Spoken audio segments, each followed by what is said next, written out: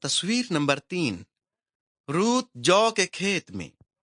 Naomi اور روت بہت غریب تھے۔ روت نے نعومی سے کہا، مجھے اجازت دے تو میں کھیت میں جاؤں اور بالیں چنوں۔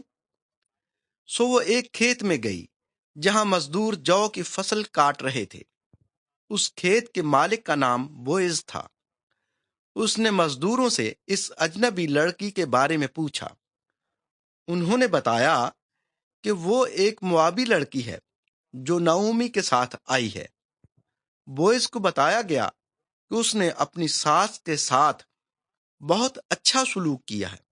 اس نے دیکھا کہ وہ ایک اچھا کام کرنے والی لڑکی ہے۔ چنانچہ اس نے روت سے کہا، جب تک میرے مزدور ساری فصل نہ کاٹ لیں تم یہیں کام کرنا۔ اس نے اپنے مزدوروں سے کہا، اسے نقصان نہ پہنچائیں بلکہ اس کے لیے کچھ اناج چھوڑ دیں تاکہ وہ اکٹھا کر سکے۔ اسی شام روت نے گھر پہنچ کر نعومی سے بوئز کی مہربانیوں کا ذکر کیا۔ نعومی نے کہا، وہ خداوند کی طرف سے برکت پائے، وہ ہمارا قریبی رشتہ دار ہے۔